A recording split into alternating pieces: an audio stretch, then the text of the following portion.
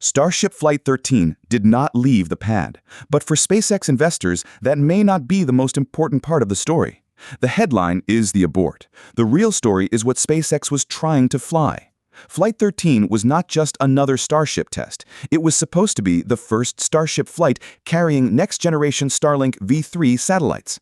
That matters because Starship and Starlink are no longer two separate stories. They're becoming one system.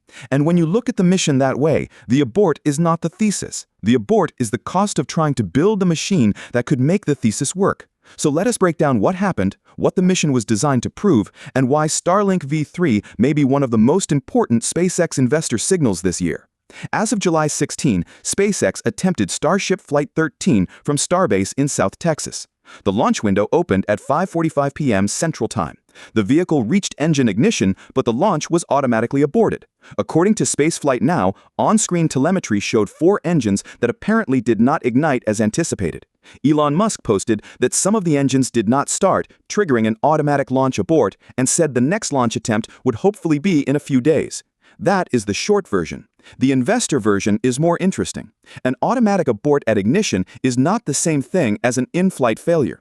It means the system detected a condition outside the safe launch envelope and stopped before committing the vehicle. That is frustrating. It delays the test. It creates another news cycle around reliability. And it reminds everyone that Starship is still deep in development. But it also shows that the launch system is designed to say no when the engine conditions are wrong. For a reusable launch architecture, that matters. You do not only need engines that produce thrust, you need sensors, alarms, abort logic, ground systems, and software that can coordinate a massive multi-engine vehicle without turning every issue into a loss of hardware. That is why this week's story is not simply Starship failed. The better question is, what is SpaceX learning and how quickly can it turn the learning into flight rate? Because the Flight 13 mission profile was ambitious. SpaceX's official mission page said the flight would aim to complete objectives similar to the previous test while carrying next-generation Starlink V3 satellites for the first time. The booster objective was launch, ascent, stage separation, boost back burn, and landing burn toward an offshore landing point in the Gulf of America.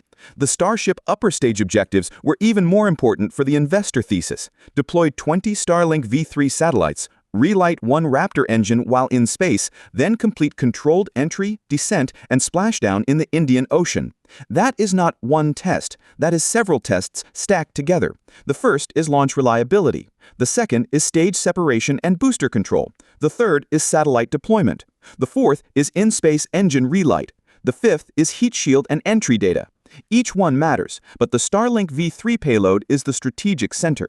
SpaceX says Starship will carry V3 Starlink satellites to space for the first time.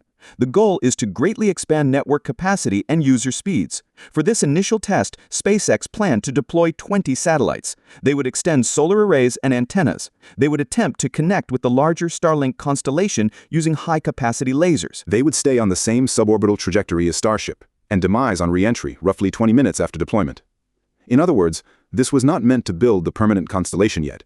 It was a systems test. Can Starship deploy the satellites? Can the satellites wake up?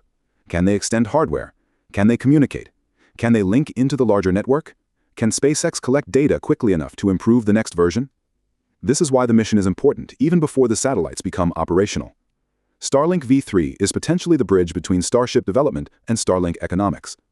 If Starship can eventually deploy larger, more capable satellites at scale, it could change the economics of the network. Not because one test flight proves the business model, it does not, but because the payload tells you what SpaceX is optimizing toward. The company is not developing Starship only for Mars posters. It is developing a transportation system that can serve its own satellite business. That is a huge difference. Most launch companies have to wait for customers. SpaceX has an internal customer with enormous demand, Starlink. That creates a flywheel. Starship increases payload capacity. Higher payload capacity can launch more capable Starlink satellites. More capable Starlink satellites can expand network capacity. More network capacity can support more users and higher revenue. More revenue can help fund more launch infrastructure. More launch infrastructure can support more Starship flights.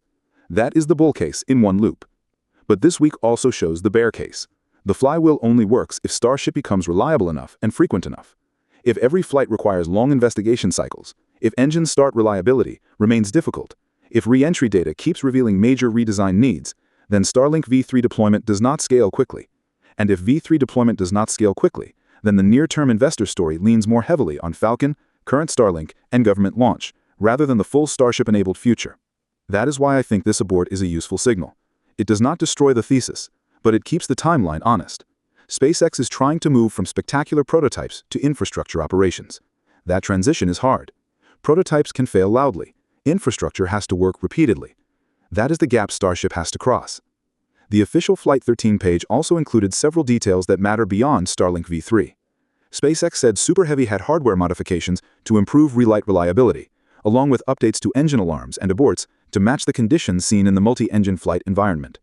That line is important after an engine start abort. It tells us the company is actively tuning the system around multi-engine reliability.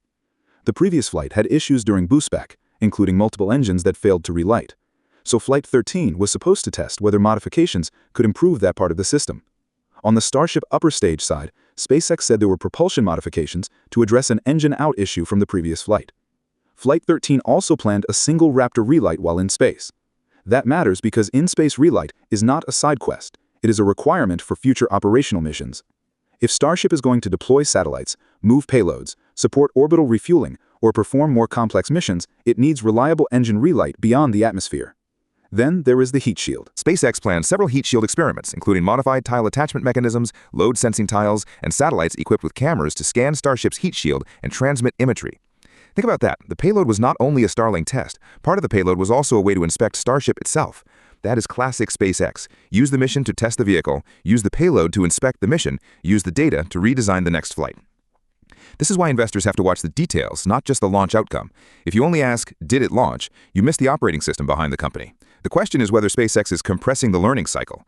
This week's abort delays the flight, but if SpaceX turns around quickly, diagnoses the engine start issue, and gets Flight 13 off the pad within days, that will be a different signal than a long delay. Fast recovery would suggest the ground systems, vehicle preparation, and failure analysis pipeline are maturing. A longer delay would suggest the issue is deeper than a simple start condition problem. Either way, the investor takeaway is not binary. It is probabilistic.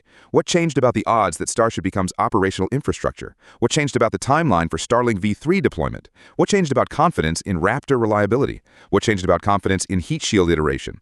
That is the framework. Now let us talk about Starlink V3 specifically.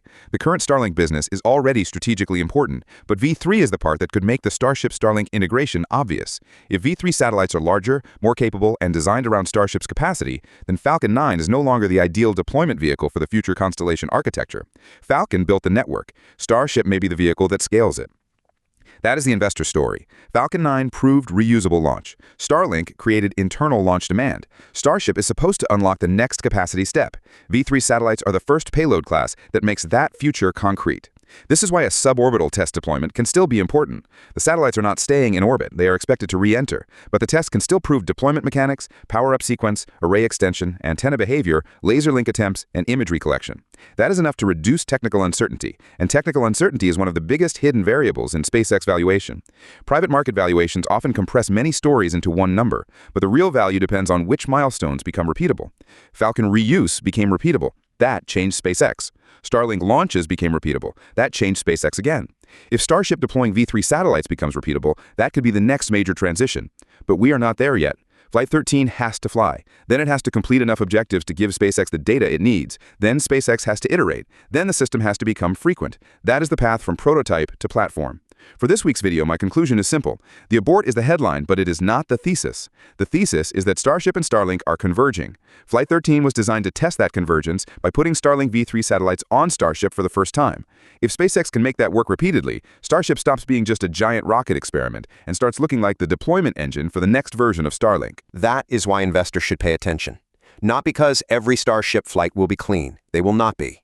Not because every delay is meaningless. It is not. But because the company is building a system where launch capacity, satellite capacity, and network revenue can reinforce each other. That is the SpaceX flywheel. Flight 13 did not leave the pad today, but the mission still showed us exactly where SpaceX is trying to go.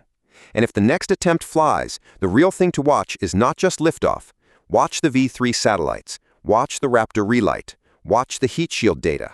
Watch how fast SpaceX learns. Because for investors, the most important question is not whether Starship is dramatic, it is whether Starship becomes repeatable. This is research and analysis only, not personalized financial advice.